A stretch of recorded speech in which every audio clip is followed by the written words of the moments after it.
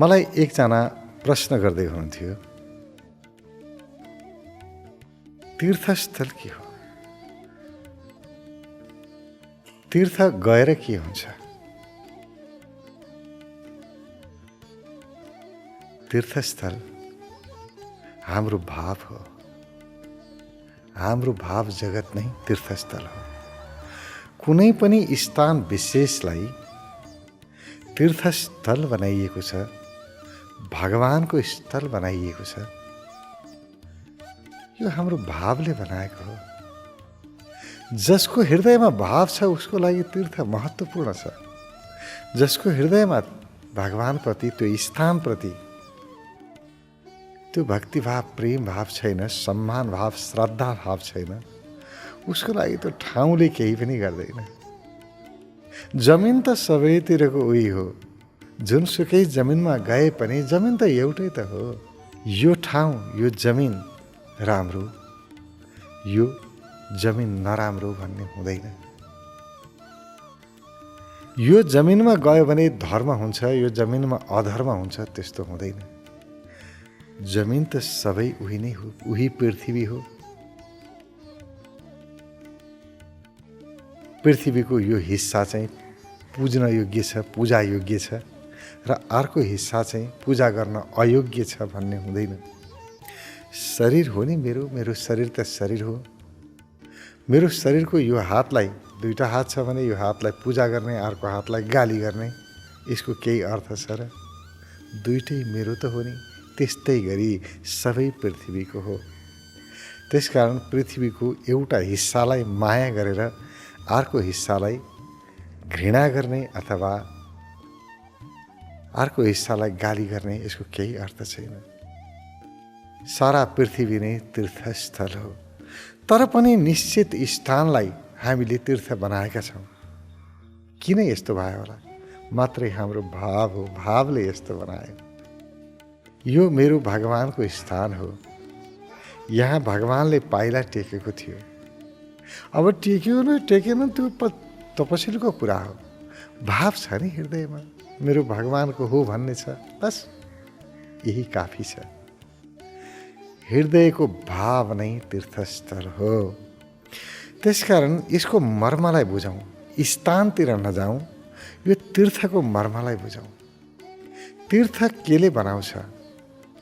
जहाँ दया छ, प्रेम छ, करुणा छ, सम्मान छ, सहयोग, सेवा छ, त्यही तीर्थस्थल छ। जहाँ घृणा छ, ईर्ष्या छ, द्वेष छ, झगडा छ, यो तीर्थस्थलको विपरीत स्थान हो। त्यसकारण कुनै पनि स्थानलाई तीर्थ या त्यसको विपरीत बनाउँछ हाम्रो भावले, हाम्रो कर्मले, हाम्रो मनले। जहाँ सकारात्मक मनहरू रहेका हुन्छन्, जहाँ दया, प्रेम, करुणा, सद्भाव, सहयोग, सम्मान यस्ता गुणहरू प्रयोग गर्ने व्यक्ति रहेका हुन्छन्, त्यस्ता व्यक्तिहरूको निवास नै तीर्थस्थल हो।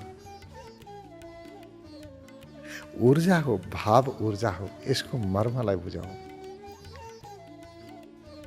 होइन भने जमिनलाई नै महत्त्व दिने, स्थानलाई नै महत्त्व दिने हो भने त्यो स्थानमा गएर कसको के भएको छ र? खोइ, तीर्थ जानुभन्दा अगाडि पनि मानिस उस्तै थियो, तीर्थबाट फर्केपछि पनि मानिस उस्तै नै छ। परिवर्तन छैन।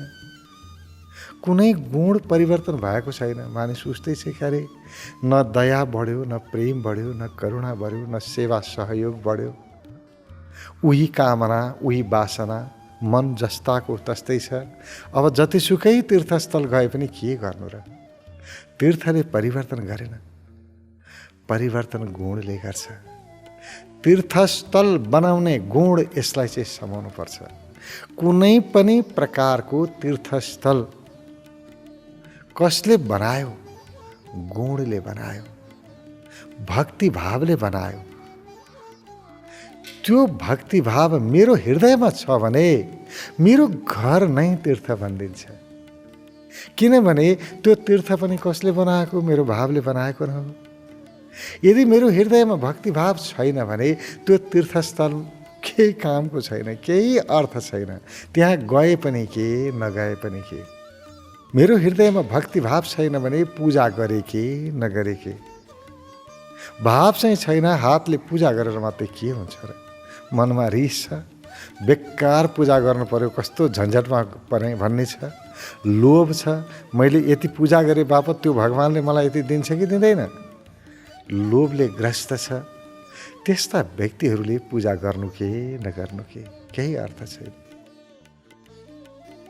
तर जुन व्यक्तिको हृदयमा भक्तिभाव छ, अगाध आस्था छ, समर्पण भाव छ, सेवा सहयोग भाव छ, सबैप्रति करुणा दयाको भाव छ, हर एक व्यक्ति प्राणीहरूप्रति सम्मानको भाव छ, सहयोगको भाव छ, त्यस्ता व्यक्तिहरूको हृदय नै तीर्थस्थल हो।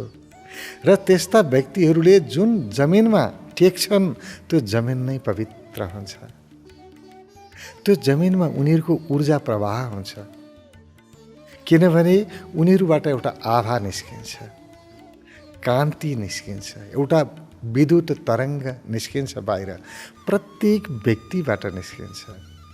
नकारात्मक सोच भएको व्यक्ति, घृणा, ईर्ष्या, वैमनुष्यताको पालन, त्यसलाई पालेर बस्ने व्यक्ति, उसको हृदयबाट पनि ऊर्जा निस्किन्छ, तर नकारात्मक ऊर्जा निस्किन्छ। उसको नजिक गयो भने पनि अरू मानिसको मन पनि दूषित हुन्छ। तर जुन व्यक्तिभित्र दया, प्रेम, करुणा, सेवा, सहयोग, सम्मान इत्यादि यस्ता सद्गुणहरू भरिएका छन् र त्यही अनुरूपको व्यवहार गर्छ, त्यस्ता व्यक्तिहरूबाट एउटा यस्तो कान्ति, यस्तो तरङ्ग निस्किन्छ जुन तरङ्गले बाहिरको वातावरणलाई पवित्र बनाउँछ। त्यसकारण त्यस्ता हृदय भएका व्यक्तिहरू जहाँ हुन्छन् त्यो ठाउँ पवित्र हुन्छ। त्यसकारण कुनै पनि स्थानलाई पवित्र बनाउने काम व्यक्तिको हृदयले गरेको हुन्छ। स्थान त के पवित्र के नपवित्र उस्तै हो, जहाँको जमिन पनि उस्तै हो। त्यो जमिनलाई ऊर्जावान बनाउने काम हाम्रो हृदयले गरेको हुन्छ। त्यसकारण हृदयलाई राम्रो बनाऊ। तीर्थ त जान सकिन्छ, सकिँदैन थाहा छैन। पैसा खर्च हुन्छ, सबै कुराको सुविधा होला नहोला, शरीरले साथ देला नदेला, भनेको ठाउँमा जान सकिन्छ र गएर पनि त केही हुनेवाला छैन नि। आज हेरौँ न, तीर्थ जाने व्यक्तिहरूले चाहिँ के गरेर अलिकति अहङ्कार बटुलेर लिएर आए त्यति त हो नि। म त तीर्थ गएँ, मैले त धर्म गरेँ, यो त तीर्थै गएको छैन, यसले त धर्मै गरेको छैन, यो त पापी, म चाहिँ धर्मात्मा। उल्टो अहङ्कार बटुलेर लिएर आयो। अरू के गरेर होइन। तीर्थ गएर धर्म बटुल्ने होइन, आफ्नो हृदयलाई तीर्थस्थल बनाउने, आफ्नो घर नै तीर्थस्थल बनाओस्। म जहाँ जाऊँ उहीँ तीर्थ बनोस्। जसको हृदयमा ईश्वरीय गुणहरू छन् त्यो व्यक्ति आफैमा तीर्थ बन्दछ। भगवानलाई पनि भगवान कसले बनायो? भगवानलाई कसले बनायो थाहा छ कसैलाई? भगवान बनाउने को हो? भगवानलाई भगवान बनाउने एउटै तत्त्व हो सद्गुणहरू। भगवानको प्रेम, सबैप्रति कल्याण भाव। हाम्रो कल्याण यदि भगवानले नगर्ने भइदिया भए हामी भगवानलाई भगवान मान्दैनथ्यौँ।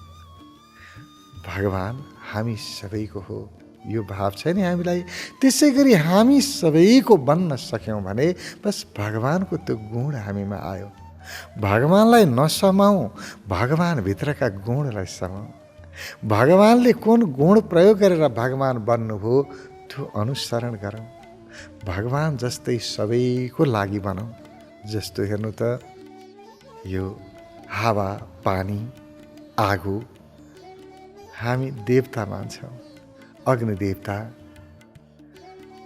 जल देवता, वायु देवता, सूर्य देवता, सबैलाई हामीले भगवान मान्यौँ।